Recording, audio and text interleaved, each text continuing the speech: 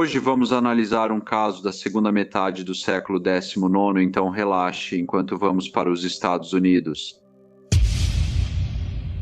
Maria Elizabeth Meyer nasceu na Alemanha em 1842 durante um período de intensa turbulência política e econômica.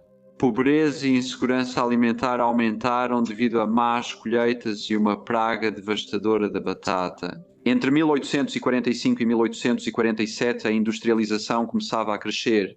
Isso gerou divisões entre a nova classe trabalhadora e a aristocracia, deixando muitos trabalhadores lutando para sobreviver. A Confederação Germânica, formada por 39 estados, era politicamente controlada por monarquias conservadoras que resistiam a reformas liberais, unificação nacional e democracia ampliada. Movimentos intelectuais que defendiam a governança constitucional e as liberdades civis estavam ganhando força, mas suas ideias eram reprimidas por uma forte censura, repressão política e controle estatal. Essas pressões levaram às revoluções de 1848, com protestos e levantes em toda a Europa por alívio econômico, reformas políticas e unidade nacional. Com o fracasso dessas revoluções, muitos alemães, especialmente os que buscavam fugir das dificuldades econômicas, emigraram para os Estados Unidos. Eles buscavam melhores oportunidades para reconstruir a vida e garantir um futuro mais estável. A promessa de terras, empregos industriais e fuga da turbulência natal atraiu muitas famílias alemãs à América. Durante esse período difícil, os pais de Maria cruzaram o Atlântico para recomeçar nos Estados Unidos. Eles se fixaram no meio-oeste, região que recebeu imigrantes alemães pela experiência agrícola e ética de trabalho. A vida dos imigrantes era difícil, enfrentavam barreiras de idioma, adaptação cultural e o desafio de recomeçar em um lugar desconhecido. Apesar dos desafios, Maria cresceu em um ambiente moldado por valores de perseverança, trabalho árduo e resiliência. Sabe-se pouco sobre a vida de Maria ao chegar com sua família à América. Provavelmente, como a maioria das crianças imigrantes alemãs no meio-oeste nos anos 1850, ela teve alguma educação. As comunidades de imigrantes alemães frequentemente estabeleciam suas próprias escolas, especialmente em áreas com grandes populações alemãs. Essas escolas normalmente ensinavam tanto o alemão quanto o inglês. Frequentemente traziam ensino religioso, mostrando a forte ligação entre educação e vida religiosa nessas comunidades. Apesar das limitações educacionais em áreas rurais, onde crianças conciliavam escola e trabalho na fazenda, os imigrantes alemães defendiam fortemente a educação de qualidade. Maria casou-se com um jovem que também havia emigrado da Alemanha para Ohio. Ele serviu no exército da União na Guerra Civil, mas desapareceu em serviço e foi dado como morto. A perda repentina dele a tornou viúva jovem, um golpe devastador que a marcou no século XIX. Viúvas tinham dificuldade em se casar de novo devido a expectativas sociais e poucas oportunidades para encontrar novos parceiros. Especialmente após uma perda como essa, eventualmente ela se casou novamente. Seu segundo marido, Charles Bach, também era um imigrante alemão que, como a família de Maria, veio aos Estados Unidos da América em busca de melhores oportunidades. Charles, nascido em 1823, era 19 anos mais velho que Maria, e juntos eles se estabeleceram no condado de Wood, Ohio, uma região conhecida por suas terras férteis e pela crescente comunidade germano-americana. Tiveram 3 filhos, Charles Jr., 1868, Maria, 1871 e Catarina, 1875. A família teve sucesso no início da nova vida no condado de Wood. A fazenda proporcionava uma renda estável e eles se tornaram parte integrante da comunidade local. No entanto, a prosperidade deles não durou muito. O pânico de 1873, uma crise financeira nacional, causou falências de empresas, fechamento de bancos e desemprego elevado. A recessão afetou muitas pessoas que tiveram mais dificuldade para manter fazendas e estabilidade financeira. O peso da crise deixou claro que o relacionamento de Maria e Carlos piorava, pois ambos enfrentavam o estresse das dívidas e de um futuro incerto. Com o aumento das pressões financeiras, Carlos mudou de comportamento.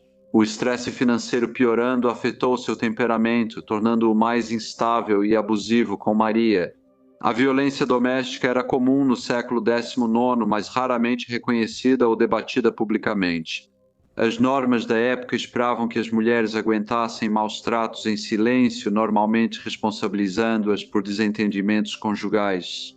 Mary não era de sofrer calada. Ela ajudou no sucesso financeiro da fazenda e contribuiu com seu dinheiro na compra, o que lhe dava respaldo legal no casamento. Quando Charles propôs vender a propriedade para resolver as finanças, Mary recusou, temendo que ele fugisse com o dinheiro. E como a lei em Ohio exigia que tanto o marido quanto a esposa assinassem para a venda da propriedade, ela estava totalmente dentro de seus direitos ao negar seu consentimento.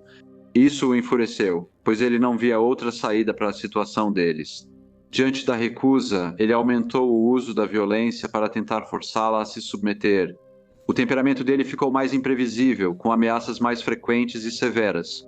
Charles ameaçou a vida de Mary em várias ocasiões, e isso às vezes era testemunhado por vizinhos, que frequentemente ficavam alarmados com a gravidade de seus acessos de raiva. Apesar do medo e isolamento do estigma do abuso doméstico, Mary decidiu denunciar as ameaças do marido às autoridades locais. Foi um passo incomum e corajoso para uma mulher como ela. Como o sistema jurídico da época frequentemente ignorava ou minimizava casos de violência doméstica, muitas vezes os agressores não eram responsabilizados por suas próprias ações e as mulheres eram deixadas para se virar sozinhas. Mary desafiar as normas da época foi uma atitude rara. Charles ficou preso por 18 dias, dando a Mary um breve, porém temporário alívio. O sistema jurídico não protegia como ela precisava, e mulheres eram esperadas a suportar abusos sem reclamar. Após ser libertada, Mary entrou com mandado contra Charles, proibindo-o de voltar para casa. No entanto, isso teve pouco efeito, e sem se intimidar, Charles tentou retomar o controle sobre sua família, mas Mary estava determinada a proteger a si mesma e a seus filhos. Ela o trancou fora de casa, obrigando-o a dormir na varanda ou no celeiro. Em 31 de setembro de 1881, ela pediu o divórcio, atitude ousada e desafiadora para mulheres nos Estados Unidos da América dos anos 1880.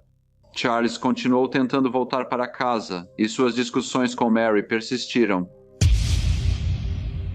Às 5 horas de terça, 11 de outubro de 1881, Charles Bach foi à casa do vizinho. Um homem chamado Sr. Hines anunciou calmamente que havia matado sua esposa, sem demonstrar qualquer emoção visível. Ele deixou os 3 filhos com o Sr. Hines e disse que iria a Bowling Green se entregar às autoridades. Chocado com a confissão, o Sr. Hines avisou os vizinhos e a notícia do assassinato se espalhou rápido. Homens locais se reuniram para investigar a cena por conta própria. Ao chegarem à casa dos Bach, encontraram a porta da frente trancada, mas entraram pelos fundos. Lá dentro, encontraram o corpo sem vida de Mary no chão, parcialmente coberto por lençóis ensanguentados. O quarto mostrava sinais inconfundíveis de uma luta violenta e havia sangue visível nas paredes e no teto. Quando o lençol foi retirado, a extensão total da brutalidade ficou evidente. Mary sofreu ferimentos fatais na cabeça e no tronco, e sua mão direita ficou gravemente danificada, com 3 dedos encontrados próximos. Ao procurarem fora, os homens acharam um cortador de milho com lâmina pesada e afiada descartado no mato. A 90 metros da casa, ele estava coberto de sangue e cabelo, evidenciando o crime. A comunidade ficou profundamente abalada com o assassinato. Embora fosse sabido que Charles Bach havia sido violento com sua esposa e que Maria havia expressado um medo crescente por sua segurança após a libertação dele da prisão, poucos previram um desfecho tão trágico. Após a rendição do Sr. Bach em Bowling Green, mais detalhes perturbadores do crime surgiram. Acreditava-se que os dedos de Maria foram decepados enquanto ela tentava se defender do agressor, ressaltando a brutalidade do ataque.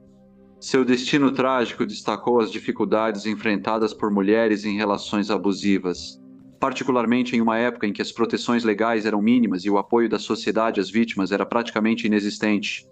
O caso evidenciou a urgência de conscientização e mudança no tratamento da violência doméstica. Maria foi sepultada no dia seguinte no cemitério católico em Custer, e Carlos Bach foi preso e acusado pelo assassinato dela. O julgamento de Carlos Bach iniciou em fevereiro de 1882 e virou um espetáculo, atraindo grande atenção pública e da imprensa.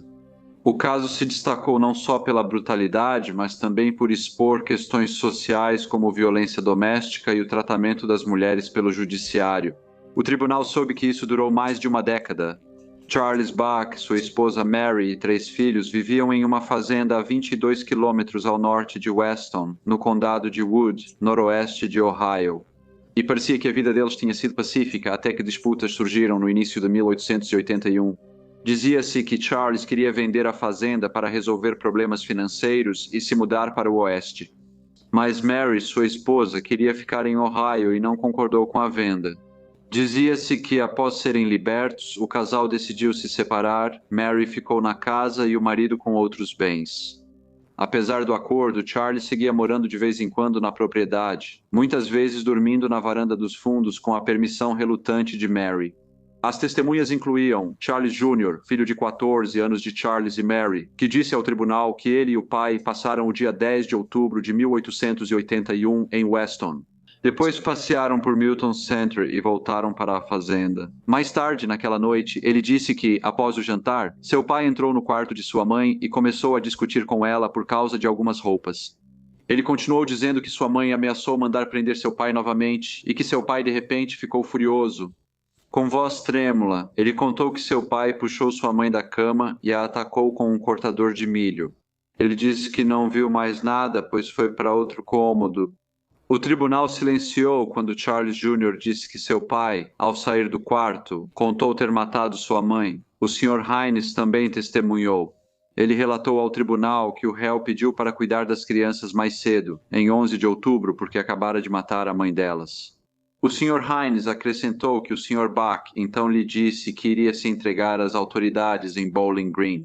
No julgamento, a defesa de Charles tentou justificar suas ações, retratando Mary como esposa negligente nas obrigações domésticas. Eles argumentaram que as supostas inadequações dela como esposa criaram um ambiente volátil, levando Charles ao seu limite.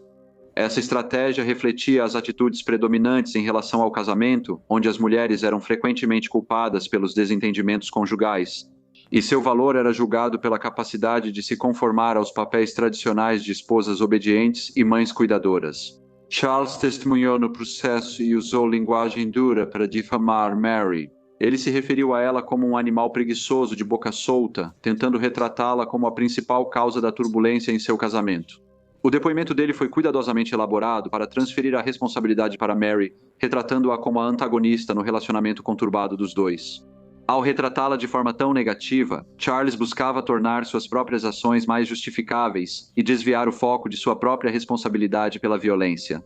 A defesa de Charles afirmou que o assassinato foi acidental e que ele queria apenas ferir, não matar a esposa.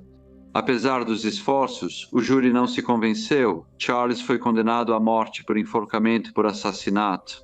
Houve um problema na seleção do júri, levando a um novo julgamento. O segundo julgamento ocorreu em junho de 1881, 4 meses depois, com o mesmo resultado. Charles foi novamente condenado por assassinato em primeiro grau e sentenciado à morte. A defesa apelou do veredicto e da sentença à Suprema Corte. E enquanto aguardava o resultado, Charles ficou em sua cela e se mostrava cada vez mais agitado com a curiosidade incessante dos outros. Estranhos o observavam como se fosse um espetáculo mórbido e faziam perguntas tolas, como sobre seus sentimentos ou opinião sobre seu destino. No início ele tolerava, mas com o tempo perdeu a paciência com as intromissões. Ele evitava ser visto, se escondia na cela e se cobria com cobertores quando alguém se aproximava, como se fugisse de olhares invasivos. Foi relatado que Charles buscava consolo em sua Bíblia em alemão, passando muito tempo em suas páginas como se procurasse redenção ou paz. Foi dito que ele chorava às vezes, principalmente ao falar dos filhos ou confidenciar a conhecidos sobre seu destino inevitável. Com a execução se aproximando, seu apetite caiu, e apesar de conseguir dormir, o peso da situação já o afetava. No entanto, em meio a toda a sua tristeza, uma coisa se destacava. Ele não demonstrava remorso pelo seu crime. Não havia nenhum sinal de culpa ou arrependimento pelo assassinato de sua esposa. Em vez disso, ele parecia nutrir apenas amargura em relação à memória dela, um ressentimento frio e inflexível que passou a defini-lo. Charles Bach foi enforcado em 12 de outubro de 1882 e depois enterrado em Perrysburg. 3 médicos do condado de Wood foram flagrados tentando exumar seu corpo. Quase chegando ao caixão, as autoridades intervieram e, ao serem descobertos, os três fugiram, evitando a prisão. O assassinato de Mary Elizabeth Bach e o julgamento subsequente deixaram um impacto duradouro na comunidade. Após o crime, o foco do público e da mídia foi em Charles e no trauma dos filhos, deixando de lado a vida e o sofrimento de Mary. Há relatos que culpam Mary por seu assassinato, dizendo que sua recusa em papéis tradicionais de esposa foi uma provocação. Historiadores revisitaram o caso para destacar a violência doméstica e normas sociais que culpabilizaram a vítima. Os artefatos ligados ao assassinato de Mary, como seus dedos decepados, foram exibidos no Tribunal do Condado de Wood antes de irem para o Museu do Condado de Wood. Ao longo dos anos, esses itens geraram debates éticos sobre expor restos humanos. Críticos dizem que essas exposições podem explorar pessoas, tornando-as objetos de curiosidade, em vez de respeitar sua humanidade. Em 2020, o museu colaborou com o COCUM, um grupo de defesa contra a violência doméstica, para redesenhar as exposições. A nova exposição humaniza Mary e amplia a consciência sobre violência doméstica. Os visitantes podem optar por ver o frasco com os dedos de Mary, agora sob uma caixa identificada. A história de Mary Elizabeth Bach é de resiliência, tragédia e injustiça. Sua vida e morte evidenciam os desafios das mulheres do século XIX, especialmente as que enfrentavam abusos. O caso também serve como um lembrete das falhas que permitiram que a violência doméstica persistisse sem controle, por meio de discussões contínuas. Ao relatar sua história, o legado de Mary segue inspirando ações contra o abuso doméstico e por justiça às vítimas. Apesar das dificuldades, a vida dela testemunha a força e coragem de mulheres que não se deixam silenciar. Olá a todos e muito obrigado por ouvirem. Como sempre, por favor, deixem seus comentários ou sugestões e espero ver todos vocês novamente no próximo Briefcase.